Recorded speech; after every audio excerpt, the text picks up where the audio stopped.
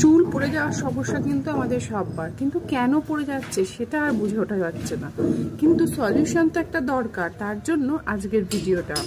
যার যার চুল পড়ার সমস্যা রয়েছে তারা সবাই কিন্তু অবশ্যই ফলো করো। তাহলে চলো শুরু করা যাক ভিডিওটা।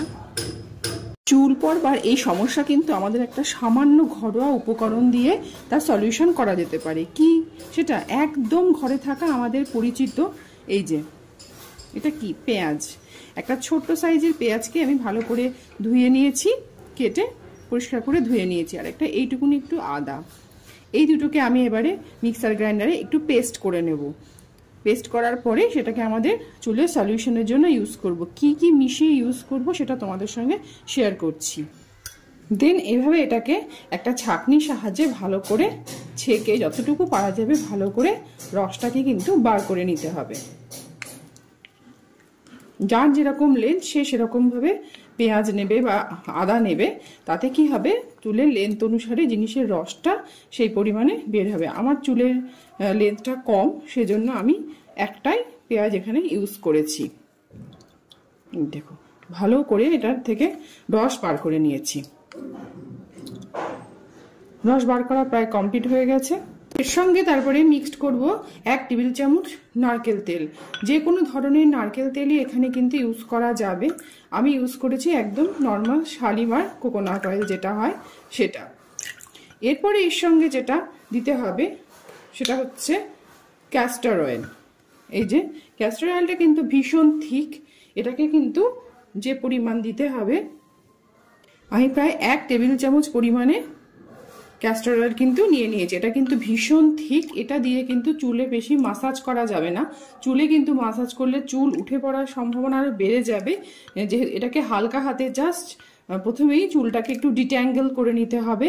তার জন্য তারপরে সেটাকে আস্তে আস্তে ফিঙ্গার টিপের সাহায্যে পুরো চুলটাতে কিন্তু এই মিক্সটা লাগিয়ে নিতে হবে।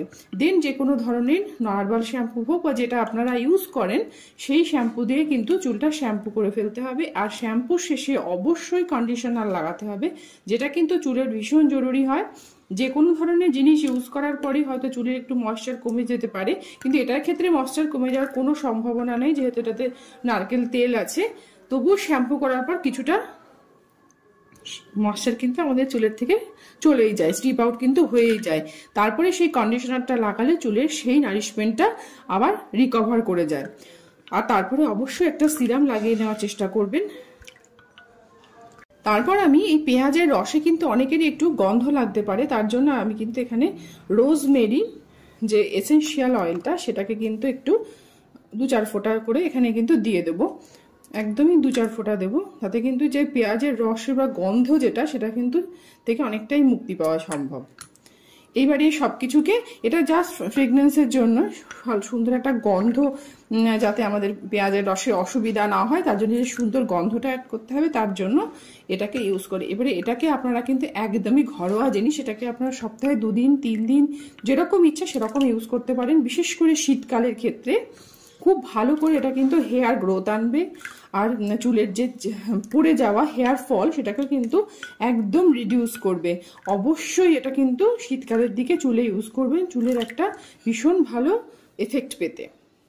এই যে প্রথমেই কিন্তু আমি চুলটাকে একটা কম্বের সাহায্যে এরকমভাবে ডিট্যাঙ্গেল কিন্তু করে নিয়েছি।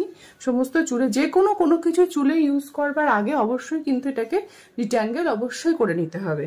দেন এগুলোকে এখানে ফিঙ্গার টিপের সাহায্যে এই যে হাত এইভাবে লাগিয়ে আমি এই যে প্রথমে এখানে রেখেছি, রেখে এটাকে এখান থেকে নিয়ে এইভাবে চুলে কিন্তু ইউজ করব। খুব ভালো, এটাকে অবশ্যই এইভাবে ইউজ করতে হবে।